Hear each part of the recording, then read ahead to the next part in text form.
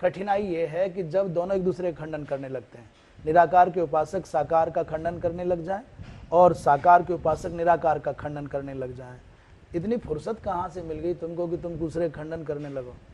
अरे अपनी आराधना करो ना, अपने रास्ते पर चलो, दूसरी को ताकते क्यों?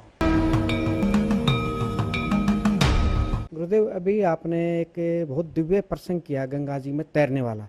अक्सर हम लोग गंगा जी जाते हैं और मैं देखता हूँ बहुत से लोग वहाँ पर स्नान के साथ साथ तैरने की क्रीड़ा करते हैं। तो आपने कहा ऐसा नहीं करना चाहिए, इसके पीछे कोई धार्मिक रहस्य? हाँ ना, शास्त्रों में ऐसा उल्लेख आता है कि भगवती माँ गंगा माँ के रूप में तो है ही है, पर तीर्थों के सभी तीर्थों के बारे में ऐसा है, तीर्थों के अधिष्ठात्री देवता उसको बहता हुआ मात्र जल माने, भगवती गंगा को केवल जल माने तो शरीर स्नान कर लेगा और आपका मन तो शुद्ध नहीं होगा। जब उसको हम दिव्यता से देखते हैं, दैवीय सत्ता के रूप में देखते हैं, तो उसके दो लाभ हो जाते हैं। शरीर तो शुद्ध होना ही है, गर्मी तो कम होनी है, शीतलता भी मिलेगी, शरीर भी स्वच्छ हो जाएगा। पर दिव्य मानते हैं तो मन स्वच्छ होता है, और दिव्य मानने के दो फायदे और हैं, मन का स्वच्छ होना, मन का निर्मल होना, साथ में हमारे मनोरथों का पूरा होना। दिव्य मानने पर केवल बहता हुआ जल प्रवाह माने तो केवल बाह्य सुख है, परंतु उसको दिव्य रूप में माने, देवता के रूप में माने, तो फिर अंतःकरण भी शुद्ध होता है, मनोरथ भी पूर्ण होते हैं, इच्छाएं भी पूर्ण होती हैं। भुक्तिंच मुक्तिंच ददासि नित्यम भावानुसारेण सदा नराणाम, भगवती माँ गंगा। तो उसमें लिखा है कि स्नान के समय मौसल स्नान करना चाहिए। जैसे कोई मूसल है, आपने बिना कोई हलचल, अभी तो गंगादिक नदियों में अर्थात गंगादिक दिव्य तीर्थों में स्नान करते समय आपको शरीर मलना भी नहीं चाहिए। तीर्थ स्नान का जो विधान है, शरीर का मलना उसमें निषिद्ध है, एक बात। दूसरी बात, उसमें कपड़े निचोड़ना निषिद्ध है, कपड़े धोना निषिद्ध है, साबुन लगाना निषिद्ध है, हाथ और पैर का पटकना, कर पाद ताड़नादि ये भी निषेध है इत्यादि। ये बाद में पता चला, बाल्यकाल में इतना बोध नहीं था। तो जो तीर्थ स्नान की विधि है उसके अनुसार नैमित्तिक स्नान करना हो, नित्य स्नान करना हो, चूंकि बाल चापल्य की दृष्टि से उसको क्षम्य माना जा सकता होगा, इसलिए तो शास्त्र, जैसे ही हम तीर्थों में जाएं तो पहला तो पक्ष ये है कि अपने घर पर, अपने आवास पर स्नान करके शुद्ध होकर के ही तीर्थ में स्नान करने जाएं। ये तीर्थ की विधि है। जब आपने पूछा है तो फिर बताना ही चाहिए। वहां वस्त्र नहीं धोना चाहिए, वस्त्र निचोड़ना भी नहीं चाहिए, अपने शरीर को भी नहीं मलना चाहिए, निकल करके स्नान करके अपने शरीर को तौलिया से, सूखे कपड़े से पोंछना भी नहीं चाहिए। उस शरीर के रोम छिद्रों से गिरते हुए जल के बिंदुओं को अनेक अनेक पितृगण प्राप्त करके तृप्ति का अनुभव करते हैं, ऐसा शास्त्र का उल्लेख है। इसलिए इन सब बातों को ध्यान में रख करके ऐसा नहीं करना चाहिए। गुरुदेव, जैसे अब गंगा जी की प्रसंग चल रहा है, तो आज बहुत लोग स्नान करने की परंपरा बहुत ज़्यादा बढ़ गया, भीड़ बहुत है, लेकिन जो पुण्य होता है गंगा स्नान से या पता नहीं चलता, मतलब क्या सभी को मिलता है? इस विषय में बहुत लोगों के मन में प्रश्न उठते हैं। निश्चित रूप से अच्छा प्रश्न है आपका। तीर्थों में भीड़ बढ़ी है, प्रायः संतों के यहाँ भी बहुत लग रहा है कि भीड़ बढ़ रही है। गंगादिक दिव्य धाम में, तीर्थों में, बद्रिकाश्रम पहाड़ी क्षेत्रों में भी बहुत भीड़ बढ़ रही है। तो इसे बहुत लोग प्रसन्न भी हैं कि धार्मिकता की ओर लोगों का झुकाव हुआ है। मैं इस बात को इस रूप में देखता हूँ, दो भाव से मैं देख सकता हूँ। ये क्वांटिटी और क्वालिटी दो शब्द हैं अंग्रेजी में, अर्थात वो गुणात्मकता, उसकी जो पवित्रता है, गुणात्मकता में कमी आई है। संख्यात्मक दृष्टि से, संख्याबल की दृष्टि से लगता है बहुत ही भीड़ है। अभी जो लोग गंगा स्नान करने के बहाने नई अवस्था के या पुराने या मध्य अवस्था के लोग जा रहे हैं, गाड़ियों में बैठे, उनके खान पान पर कोई अंकुश नहीं है, उनके पहनावे पर भी कोई अंकुश और कोई नियंत्रण नहीं है।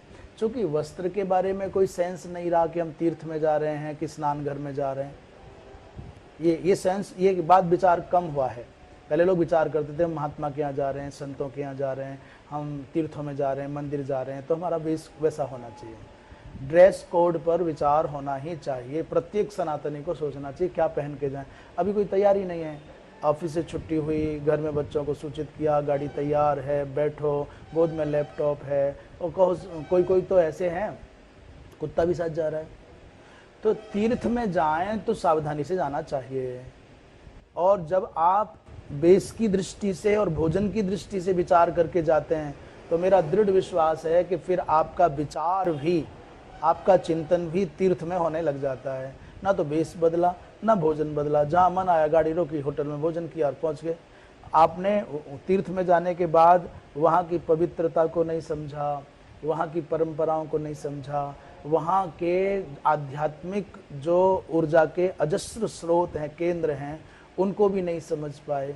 बस आपको स्टेटस बदलना है अपने मोबाइल पर, इस खुशी में आपने फ़ोटो खींचा है। आप सब कुछ भूल गए पर फ़ोटो खींचना नहीं भूले हैं। आप सब कुछ भूल गए परंतु होटल में खाना नहीं भूले हैं। आप सब कुछ भूल गए पर अपनी मौज मस्ती नहीं भूले, मनोरंजन नहीं भूले हैं।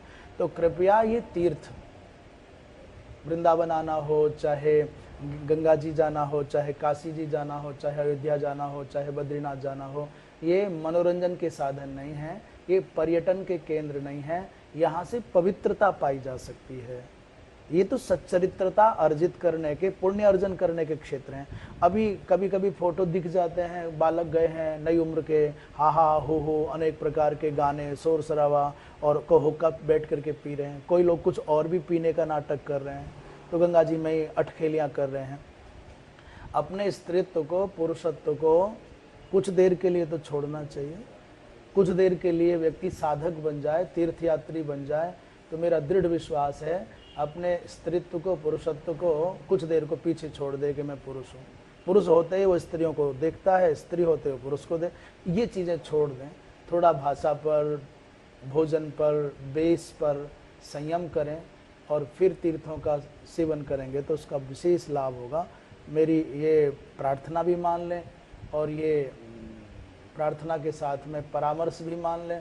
परामर्श के साथ में और कुछ चाहें तो जो लोग प्रेम करते हैं, आस्था रखते हैं, श्रद्धा रखते हैं, वो उपदेश भी मान लें।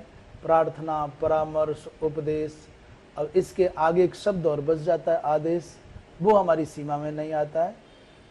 आदेश तो राजा दे, हम लोग तो परामर्श दे सकते हैं, प्रार्थना कर सकते नहीं गुरुदेव, आपकी तरफ से आदेश ही होता है गुरुदेव, उपदेश दे सकते हैं, ये मानना चाहिए, इसी में लाभ होगा।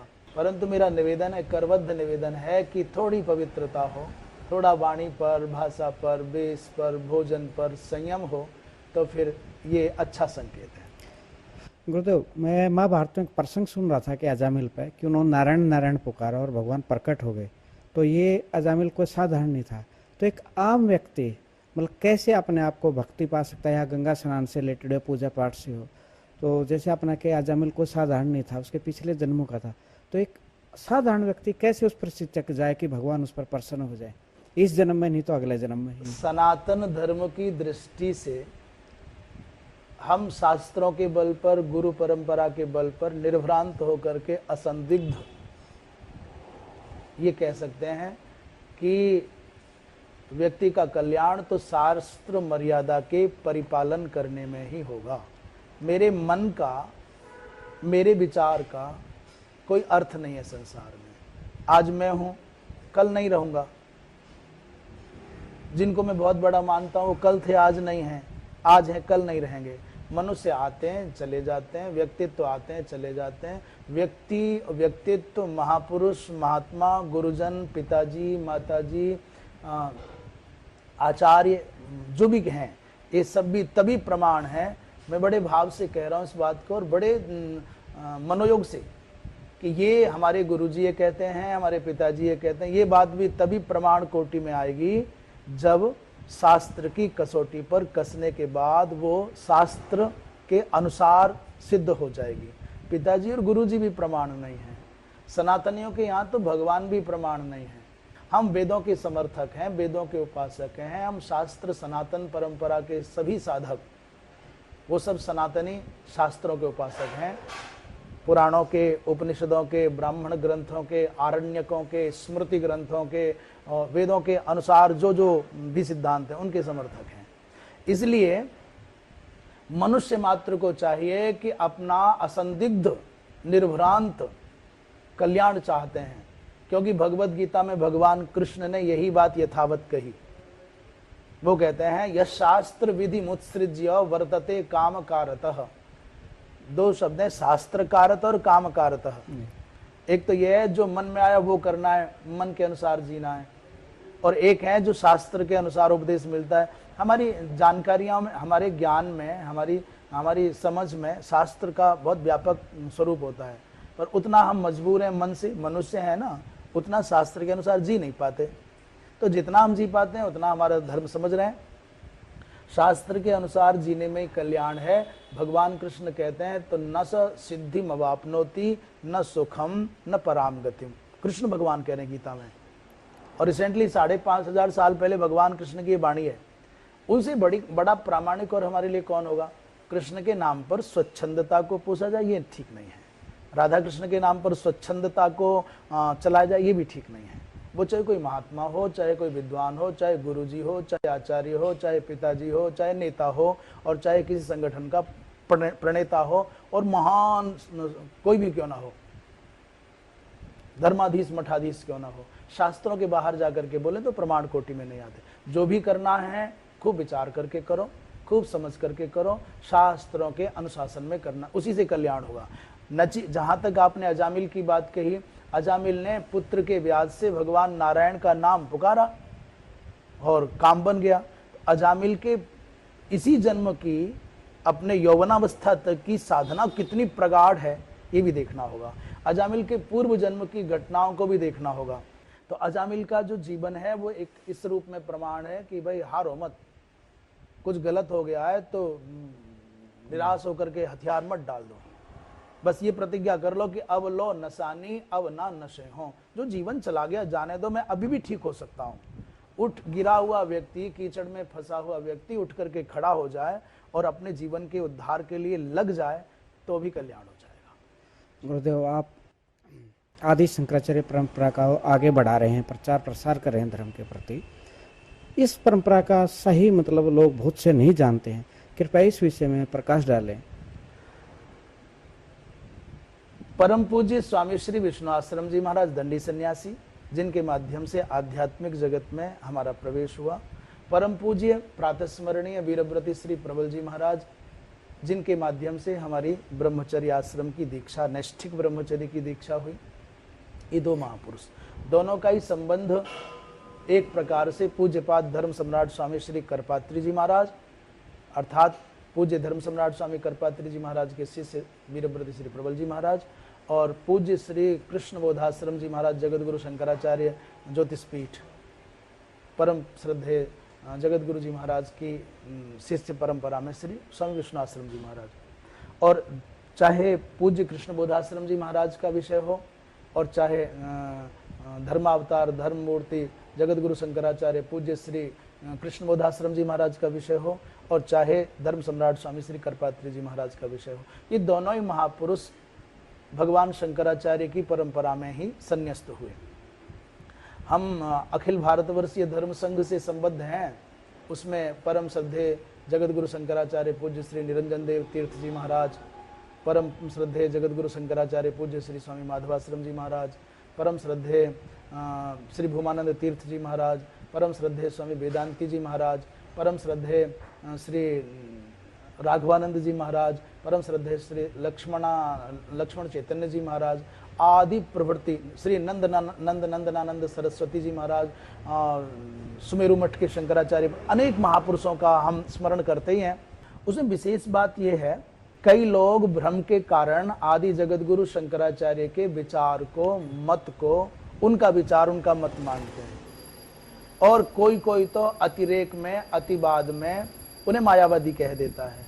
और जब वो ऐसा बोलते हैं संप्रदाय के अनुरोध से, उन ऐसे जो सर्वजन कल्याणकारक महापुरुष हैं वो साझी महापुरुष होते हैं, वो किसी वर्ग के, किसी संप्रदाय के, किसी जाति विशेष के नहीं होते।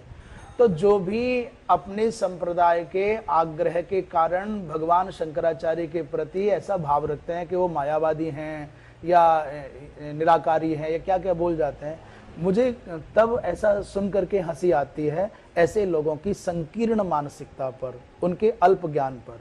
वैचारिक अतिवाद के अंधकार में जब सनातन धर्म का प्रभाव दिखना समाप्त प्राय हो गया था, नष्ट नहीं हुआ, जैसे अंधेरे में कोई वस्तु है पर दिख नहीं रही, तो बौद्धों का अतिवाद, बौद्ध माने तीर्थ को नहीं मानेंगे, बौद्ध माने मूर्ति पूजा को नहीं मानेंगे, बौद्ध माने वेदों को नहीं मानेंगे, बौद्ध माने देवोपासना को नहीं मानेंगे, बौद्ध माने वेदों को नहीं मानेंगे। तो जब आप तीर्थ नहीं मान रहे हैं, श्राद्ध तर्पण नहीं मान रहे हैं, यज्ञ को नहीं मान रहे हैं, तो फिर कहाँ सनातन धर्म है? वेद को नहीं मान रहे हैं। तो उस परिस्थिति में जब चारों ओर घना अंधियारा सनातन धर्म के अस्तित्व को प्रभाहीन बनाए हुए था, कहीं भी मंदिरों में पूजा ही नहीं, तो सुनने में आता है कि काशीराज की कन्या के चित्त में ये भाव बड़ी तीव्रता से उद्वेलित हुआ उसका मन, और रो करके भगवान सूर्य को देखने लग गए, आंखों से आंसू टपकने लग गए। तब कुमारिल भट्ट नाम के एक विद्वान ने ये उस राजपुत्री को आश्वस्त किया कि मैं कुमारिल भट्ट ये वचन देता हूं, देवी बहन तू चिंता मत कर, मैं सनातन धर्म का प्रहरी बन करके वेदों की प्रतिष्ठा के लिए पूरे जीवन को दांव पर लगा दूंगा। इस तैयार की पृष्ठभूमि कुमारिल भट्ट ने, और भगवान जगतगुरु शंकराचार्य प्रादुर्भूत हुए। 8 वर्ष की अवस्था में उन्होंने चारों वेदों को प्राप्त करके महाराज संन्यस्त होकर के अष्टवर्षे चतुर्वेदी चारों वेद प्राप्त कर लिए। अत्यंत अल्प अवस्था में अपने वैदुष्य के प्रभामंडल से, अपने शास्त्रार्थ के माध्यम से जो प्रातिभ ज्ञान था, शास्त्रोचित सिद्धांत थे, अपनी तर्क शक्ति के माध्यम से, अपनी सिद्धांत शक्ति के माध्यम से, अपने शास्त्रार्थ परंपरा के शौर्य के माध्यम से, विभिन्न विभिन्न प्रकार के मतवादों के कारण सनातन का जो विभाजन करके अलग अलग अपनी डपली अपना राग अलापते थे, सबको शास्त्रार्थ में शांत किया, सबका समाधान किया।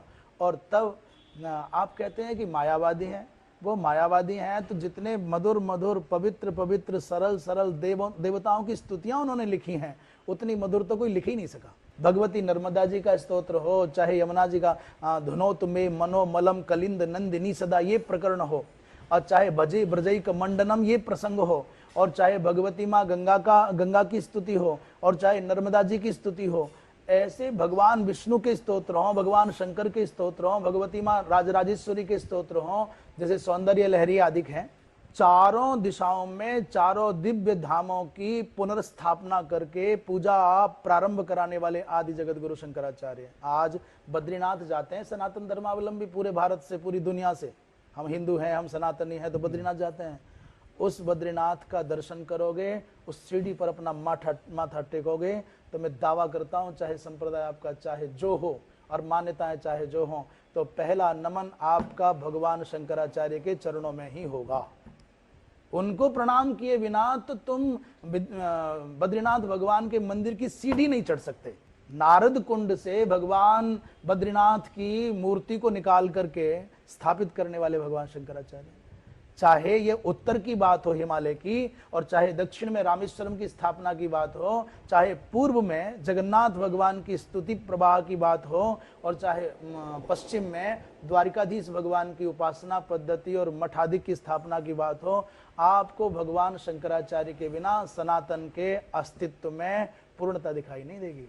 चारों कुंभ की स्थापना हो, चाहे स्तोत्रों की रचना हो, चाहे दिव्य धाम की स्थापना। इसलिए भाई, आपका संप्रदाय चाहे जो हो, आपका तिलक लगाने का छापा चाहे जो हो, आपके कंठ की कंठियां चाहे जिस भी रुद्राक्ष की या तुलसी की या अन्य किसी भी साधन की हों, आपकी मालाएं हमारी मालाएं, आपके तिलक और सबके परस्पर हम सनातनियों के तिलक, आपकी वेशभूषाएं हमने, हम सबकी वेशभूषा, हम सबके तिलक, हम सबकी मालाएं, ये भिन्न हो सकती हैं, उपासना पद्धतियां भिन्न हो सकते हैं, इष्ट भिन्न हो सकते हैं, पर हम सब मिलकर के सनातन धर्म के ही प्रहरी हैं, सैनिक हैं। जैसे भारतवर्ष की सुरक्षा के लिए 3 प्रकार की सेनाएं हैं, जल सेना, थल सेना और वायु सेना, और सबके ड्रेस कोड अलग हैं, सबके शस्त्र भिन्न हैं, सबके अपने आहार विहार सबके भिन्न भिन्न प्रक्रियाएं भिन्न हैं, सबके लोगो भी भिन्न हैं, परंतु सबका उद्देश्य एकमात्र है, भारत माता की सीमाओं की सर्वथा सुरक्षा करना, अपने प्राण देकर के भी। ऐसे ही चाहे ऊर्ध्वपुंड्र वाले हों, चाहे वो वर्तुलाकार तिलक वाले हों, और चाहे वो त्रिपुंड्र वाले हों, और अनेक प्रकार के त्रिपुंड्र, अनेक प्रकार के ऊर्ध्वपुंड्र वाले हों, अनेक प्रकार की उपासना पद्धतियां वाले हों, हम सभी सनातन धर्म के सैनिक हैं। हमारा सबका एकमात्र उद्देश्य सनातन धर्म की रक्षा करना है। परस्पर एक दूसरे के आचार्य का निरादर ना करें, अपनी परंपराओं का, अपनी मान्यताओं का और अपने सिद्धांतों का अनुपालन करें, पर आदर सबका करें, सम्मान सबका करें। किसी का भी तिरस्कार करने की अनुमति सनातन धर्म नहीं देता। तो बिना भगवान शंकराचार्य के तो भैया जी कुछ हो ही नहीं सकता। और भगवान शंकराचार्य का मत भी कोई अपना नहीं है, वो शाश्वत सनातन मत है, सनातन पंथ है वो। ऐसे ही चाहे आचार्य रामानुज जी की बात हो, चाहे आचार्य रामानंद जी की बात हो, और चाहे आचार्य निम्बार्क जी की बात हो, चाहे वल्लभाचार्य जी की बात हो, और चाहे अन्य आचार्य कदाचित कोई बोलने में रह जाए, तो सबके उद्देश्य एक ही है कि ये जीव किसी भी प्रकार से माया के व्यामोह से विमुक्त होकर के भगवत जो विमुख होता हुआ दिखता है, ये भगवान की ओर बढ़ चले। अपनी उपासना पद्धतियों के माध्यम से, वो ज्ञान मार्गी उपासना पद्धति हो चाहे भक्ति मार्गी हो, किसी भी प्रकार जीव की जड़ता मिटे, ये चिन्मयत्व का स्वाद चखे, और जो अपूर्णता का इसके मन में भाव बैठा है, उस अपूर्णता को त्याग करके पूर्णता का रस चख सके, ये उद्देश्य है। गुरुदेव, एक अहम प्रश्न आता है कि एक तरफ सनातन धर्म के लिए आप प्रचार प्रसार करें, वही हम साधारण व्यक्ति कुछ समय पूजा पाठ करते हैं, विष्णु की करें या दुर्गा माँ की करें या श्री कृष्ण की करें, हम टूट जाते हैं, यानी बिखर जाते हैं कि अगर हमारी कोई विशेष मनोकामना पूर्ण होती है। ऐसे में कुछ लोग, या उनको पंथ तो मैं नहीं कहूँगा, पंथ के नाम पर या अपना बना रहे हैं, वो लोग उसका नाजायज फायदा धर्म से विमुख कर देते हैं। तो ऐसे में आपका क्या संदेश रहेगा, और कैसे दृढ़ रहें कि भगवान के प्रति जो उनका प्राचीन परंपरा उसके प्रति विश्वास रहे? हमारी शाश्वत सनातन परंपरा में जो उपासना पद्धतियां हैं, उनमें 5 देवों की उपासना को सर्वस्वीकार्य माना है। पंचदेवोपासना कहते हैं उसे, पंचायतन पूजा भी कहते हैं। जो लोग ये कहते हैं केवल एक देव से ही काम चल जाएगा, या केवल निर्गुण निराकार की उपासना करने से काम चल जाएगा, मंदिर की आवश्यकता नहीं है, किसी चीज़ की आवश्यकता नहीं है, क्या घंटी, क्या दीपक, क्या आरती, क्या पूजा, क्या अभिषेक, क्या पाठ, बस एक से सुरत लगा लो, मन चंगा तो कठौती में गंगा, आत्मा सो परमात्मा, ऐसा जो बोल रहे हैं। कृपया निर्गुण की उपासना का सनातन में खंडन नहीं है, निराकार की उपासना का खंडन नहीं है। भगवान शंकर की स्तुति गाने वाले कहते हैं निजम निर्गुणम निर्विकल्पम निरीहम, ये बोलते हैं ना, नमामि समीशान निर्वाण रूपम, सब ये निर्गुण परक शब्द है सारे के सारे। मैं निवेदन करता हूँ, जो निर्गुण निराकार को ही सर्वश्रेष्ठ मानते हैं वो भी सनातनी हैं, जो सगुण साकार को ही सर्वश्रेष्ठ मानते हैं वो भी सनातनी हैं, दोनों भावों को मानते हैं वो भी सनातनी हैं। कठिनाई ये है कि जब दोनों एक दूसरे का खंडन करने लगते हैं, निराकार के उपासक साकार का खंडन करने लग जाए और साकार के उपासक निराकार का खंडन करने लग जाए, इतनी फुर्सत कहाँ से मिल गई तुमको कि तुम दूसरे खंडन करने लगो? अरे अपनी आराधना करो ना, अपने रास्ते पर चलो, दूसरी को ताकते क्यों? हम ये कहना चाहते हैं, किसी भी परिस्थिति में निर्गुण निराकार की उपासना करने वाले निश्चित रूप से सर्वश्रेष्ठ होंगे, पर साधारण मनुष्य कैसे वहां पहुंच सकते हैं? दंडी सन्यासी जो होते हैं, जो पूर्ण संन्यास्त होते हैं, जिनको परमहंस परिव्राजकाचार्य कहते हैं, उनको देवोपासना की बाध्यता नहीं है। वो प्रणव मात्र से अपने समग्र उपासना के कार्यों का संपादन कर लेते हैं, उनको मंदिर जाने की आवश्यकता नहीं है। परंतु ऐसी उपासना करने वालों के भोजन में नमक कम हो जाए तो दर्द क्यों होता है? फिर भोजन में 5 प्रकार के व्यंजन तुमको चाहिए, पर उपासना में 5 प्रकार का रूप नहीं चाहिए। आपके हाथ की 5 उंगलियों में 5 उंगलियां चाहिए, एक भी कटे तो अच्छी नहीं लगती, हाथ बुरा लगता है। पर पंचदेवोपासना में क्यों बुरा लगेगा? इस शरीर के संसार के निर्माण में 5 तत्वों की आवश्यकता है, पृथ्वी जल तेज वायु आकाश। एक भी कम हो जाए तो शरीर का संसार का अस्तित्व न रहे, पर पंचदेवोपासना में कठिनाई है। भैया निराकार के द्वारा निराकार की उपासना का खंडन नहीं कर रहे, निर्गुण की उपासना का खंडन नहीं कर रहे, तो कृपया आपको रोटी निराकार चाहिए कि साकार? आपको पत्नी निराकार चाहिए कि साकार? आपको घर निराकार चाहिए कि साकार? आपको भोजन निराकार चाहिए कि साकार? आप अग्नि में हवन करते हैं, कुछ लोग अग्नि में हवन करते हैं, वो साकार चाहिए अग्नि की निराकार? तो नहीं, साकार ही चाहिए। साकार कैसी? बोले हवन कुंड में जल रही अग्नि वो साकार है, और माचिस के अंदर जो अग्नि है वो निराकार, वो जेब में धर ली जाती है। तो निराकार अग्नि में रोटी सेकोगे, भोजन बनाओगे, हवन करोगे, निराकार ही साकार हो जाता है। साकार का ही अस्तित्व बीज रूप में होता है, वो निराकार हो जाता है। जैसे बीज में वृक्ष निराकार रूप से छिपा हुआ है, बीज के अंदर वृक्ष छिपा हुआ है, और बीज में से ही वो जो प्रस्फुटित होती है शाखा उपशाखाएं, वो साकार हो जाता है। तो बीज रूप में जो अस्तित्व है उसे निराकार मान लें, और जो वृक्ष बीज के अंदर छिपा हुआ जो अस्तित्व था वो वृक्ष बन जाता है, तो वही साकार मान लीजिए। साकार में अनेकों निराकार छिपे हुए हैं बीज रूप में, और बीज में अनेकों साकार वृक्ष छिपे हुए हैं। ये ऐसे निराकार साकार का करना चाहिए 5 देवों की उपासना में जो आपको सर्वाधिक प्रिय लगते हों, जो नाम, जो रूप, जो लीलाएं, जो धाम। किसी का मन गणेश की ओर झुक जाता है, वो गणेश जी को आराध्य मान लेता है। किसी का मन भगवती जगदम्बा के विविध रूपों से जुड़ जाता है, किसी का मन भगवान सूर्य से जुड़ जाता है, किसी का मन भगवान विष्णु से संबद्ध उनके अवतारों से जुड़ जाता है, रामकृष्ण उसी में आ जाते हैं। किसी का मन भगवान शंकर से जुड़ जाता है, भैरव जी, हनुमान जी उसी में अंतर्भूत हो जाते हैं। तो 5 देवोपासना में से किसी एक देव को मध्य में बिठा करके शेष 4 को, माने अंग रूप में अंगी रूप में 1 मुख्य बीच में, और अंग रूप में 4। तो जैसे मान लीजिए कोई भगवान विष्णु का उपासक है, भगवान विष्णु बीच में बैठे हैं, 4 उनके कोणों पर बैठे हुए हैं। इस प्रकार मैं तो निवेदन करूंगा, जो उपासना भगवान राम ने शाश्वत रूप से की, जो उपासना भगवान कृष्ण ने की, जो ऋषि महर्षि करते आए, जो करोड़ों अरबों वर्षों की उपासना परंपरा है, उसको छोड़ करके सनातनी हिंदुओं, हे मेरे भाइयों, हे भारतीय, पूरे विश्व पटल पर कहीं भी रहने वाले सनातन धर्म में आस्था रखने वाले भाइयों बहनों, ये 100 साल का कोई संगठन, 150 साल का कोई संगठन, 200 साल पुराना कोई संगठन, 500 साल का, या पूरी ताकत झोंक दो तो एक पूरी दुनिया में अमन का मजहब है वो 1400 साल पुराना, पूरी दुनिया में पैसे के बल पर बहुत अपना वर्चस्व जमाए हुए ईसाई मत माने 2100 साल पुराना, 2022-23 चल रहा है, 2000 साल पुराना। तो चाहे कोई मत हो, मजहब हो, पंथ हो, रिलीजन हो, इनकी सबके प्रवर्तक का नाम पता है कि इसने चलाया, इन सबकी डेट का पता है कि तब से ये चला, पर कोई माई का लाल इस धरती पर है निष्पक्ष होकर के विचार कर सके कि सनातन धर्म किसने चलाया और कब चलाया। तो ये हम अनादि अनंत ऐसे अप्रतिम, ऐसे पवित्रतम सनातन के अंग होकर के, हम हिंदुत्व के कोख में जन्म लेकर के, हम सनातन की गोद में खेल करके फिर ये 100 साल पुराने, 200 साल पुराने, 500 साल पुराने मत, मजहब, पंथ, परिवार, समाज, इनके चक्करों में क्यों पड़े।